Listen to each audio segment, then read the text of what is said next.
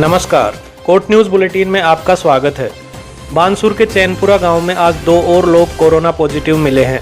ये दोनों ही पहले मिले युवक के परिजन हैं। इनमें एक महिला और दूसरा पुरुष है। इस तरह अब यहां 2 दिन में 4 पॉजिटिव केस सामने आ चुके हैं। संख्या बढ़ने के साथ ही प्रशासन रैपिड एक्शन मोड में आ गया है। प्रशासन ने चैनपुरा, कराना और आसपास के इलाके को सील कर दिया है।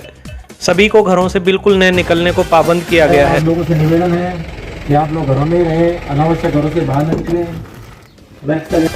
2 और लोगों के पॉजिटिव मिलने के बाद पूरा प्रशासनिक अमला गांव में पहुंचा है। पुलिस के आला अधिकारियों का दौरा भी हो चुका है। पुलिस प्रशासन का कहना है कि हालात पर लगातार नजर बनी हुई है।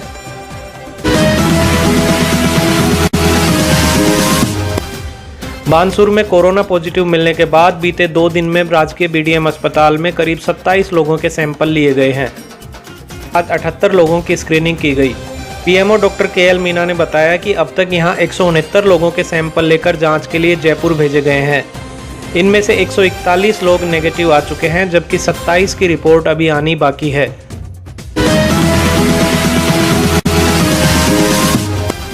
बानसूर तहसील में 4 केस सामने आने के बाद कोटपुतली प्रशासन भी अलर्ट मोड में है। बानसूर के काफ़ी सब्जी काश्तकार और आड़तीय कोटपुतली मंडी में भी रोजाना आते हैं। इसी के मद्देनज़र कोटपुतली अनाज और फल सब्जी मंडी परिसर में आज एक समीक्षा बैठक आयोजित की गई। बैठक में राज्य मंत्री राजेंद्र सिंह यादव के अलावा एडीएम, डीएसपी, थानाधिकारी, मंडी सचिव और फल सब्जी मंडी व्यापारी सम्मिलित हुए।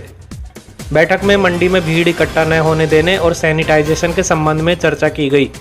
चल में आज जो हमारी सब्जी फल मंडी की और अनाज मंडी में जो अभी फसल की आवाक हो रही है, उसके लिए कोरोना के बचाव के लिए क्या क्या प्रिकॉशन रखी जाए, उसके ऊपर मीटिंग की है, जिसमें हमने तय किया है कि वो जो बाहर से गाड़ियां आती हैं उनके दोनों तरफ से उनको सैनिटाइज करें, ड्राइवर्स के को सैनिटाइजर दे के उनके प्रिकॉशन करें, और जो ज़्यादा भीड़ यहाँ आ रही है उसके लिए मंडी का जो काम का टाइम है उसको और 3 घंटे बढ़ा दिया, ताकि लोग आराम से आते रहें और भीड़ ज़्यादा ना हो। मंडी परिसर में व्यापारियों की तरफ से भीड़ की एक वजह अतिक्रमण भी बताई गई। इसके बाद खुद राज्य मंत्री ने फल सब्जी मंडी में पैदल घूमकर मौका स्थिति का जायजा लिया। आड़तियों का आरोप है कि जिन लोगों को दुकानें आवंटित नहीं हैं, वे भी मंडी के अंदर आड़त का काम करते हैं।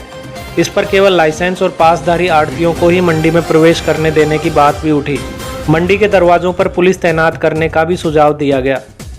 जो कुछ अवैध जो इस तरीके के मंडी में है अतिक्रमण, उनको भी वहाँ से हटवा रहे हैं, ताकि जो किसान जो सब्जी उत्पादक है जब मंडी आता है तो उसको सहूलियत रहे, लोडिंग अनलोडिंग की सहूलियत रहे। तो उसके ऊपर आज सारा निर्णय हुआ है।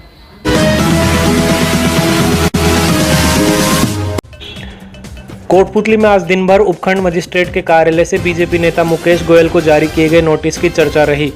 नोटिस में गोयल को केंद्र और राज्य सरकार के दिशा निर्देशों की पालना सुनिश्चित करने को पाबंद किया गया है।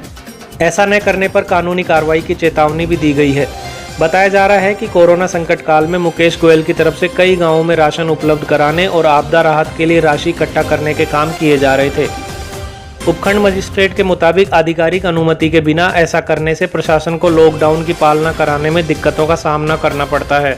उधर बीजेपी कार्यकर्ताओं का कहना है कि राजनीतिक द्वेषता के चलते ये नोटिस जारी किया गया है, जबकि गोयल की तरफ से लोगों को आपदा में राहत पहुंचाने के काम ही किए जा रहे हैं।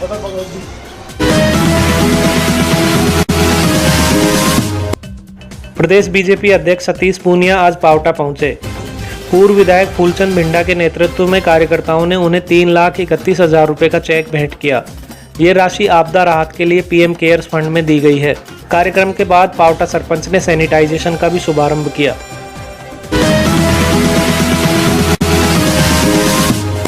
लॉकडाउन के दौरान तंबाकू उत्पाद बेचना गैरकानूनी घोषित किया गया है, लेकिन कोटपुतली में कानून का खुलेआम मजाक उड़ाया जा रहा है।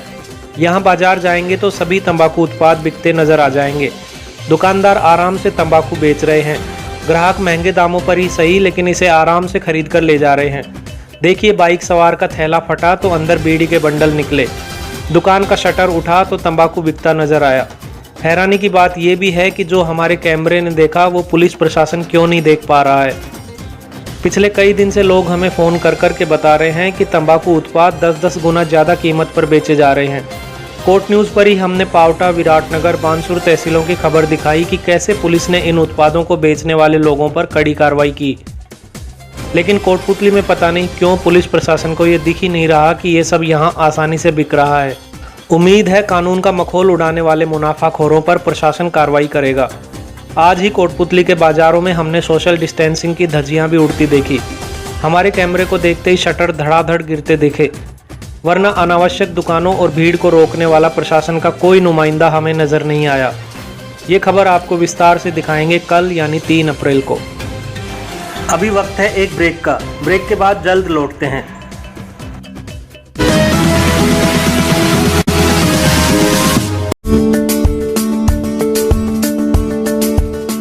Acres campus, more than 1200 students, 150 plus teachers and staff, state-of-the-art classrooms, classroom coaching for NEET, JEE. My aim of life is to become a nuclear scientist. Activity room, I will join the army. art room, I want to be an artist. music room, I want to become a musician. modernized laboratories, dedicated cricket stadium and 4 practice pitches, fully air-conditioned girls and boys hostel, 23 buses for day scholars adjacent to NCR. We are the Rajasthan International School, Kotputli. We at TRIS believe in all-round development of the child. We not only provide the excellence in academics, but we focus also in the sports. For the betterment of academics, we have recruited the high professional faculty from all over India. We are also providing the IIT and NEET coaching with the highly professional coaching staff. Our main focus is every child should be given proper weightage and they may get their cherished goal in their life. The Rajasthan International School, Kotputli. Online admissions are open. Please visit www.therajasthanschool.edu.in.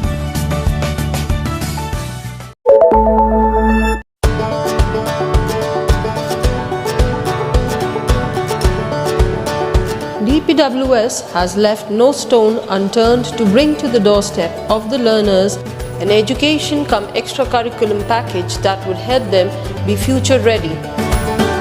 DPWS provides world-class sports facilities like half Olympic-sized swimming pool, state-of-the-art badminton and basketball courts, skating rink. The school has GPRS-fitted buses.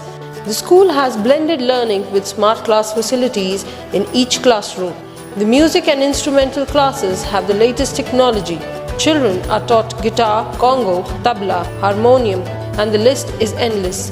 The art and craft classes help the children develop imagination and dexterity.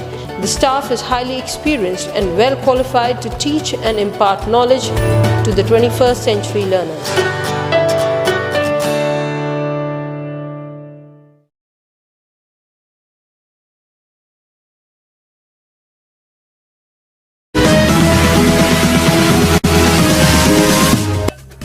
Break के बाद एक बार फिर आपका स्वागत है।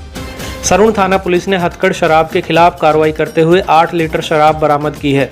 इसके अलावा महरमपुर और अल्ट्राटेक सीमेंट के खनन क्षेत्र में छिपाकर रखे गए 2000 लीटर वाश को भी नष्ट कर दिया गया है।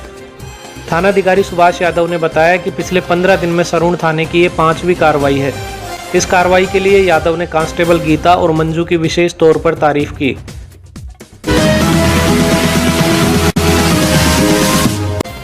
पनियाला पुलिस ने भी अवैध शराब के खिलाफ बड़ी कार्रवाई करते हुए हरियाणा निर्मित 6 पेटी शराब जब्त की है। एक आरोपी को गिरफ्तार कर थार जीप को भी जब्त कर लिया गया है। एसएचओ हितेश शर्मा ने बताया कि मुखबिर की सूचना पर करवास गांव के जीण माता मंदिर के पास पुलिस ने दबिश दी। यहां अलग अलग ब्रांड की शराब बेची जा रही थी। पुलिस ने खेड़ की मुक्कड़ के धर्मपाल गुर्जर को गिरफ्तार किया है।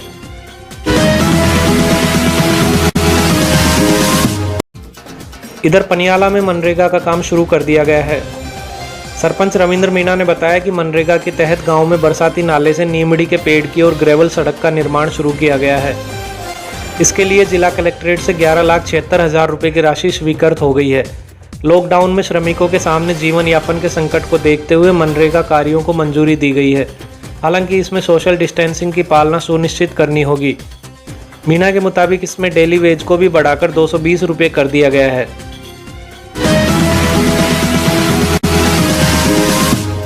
कल रविवार को सार्वदेशिक आर्य प्रतिनिधि सभा दिल्ली ने सभी परिवारों से सुबह 9:30 बजे पारिवारिक यज्ञ का आह्वान किया है।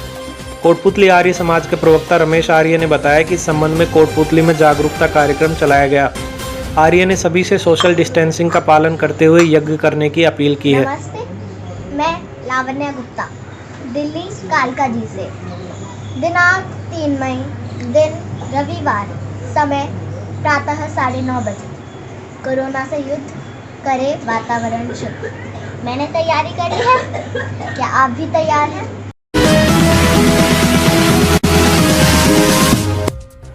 कोटपुतली में श्रीराम ग्रुप की तरफ से तहसीलदार अनूप सिंह को 51,000 रुपये नकद भेंट किए गए।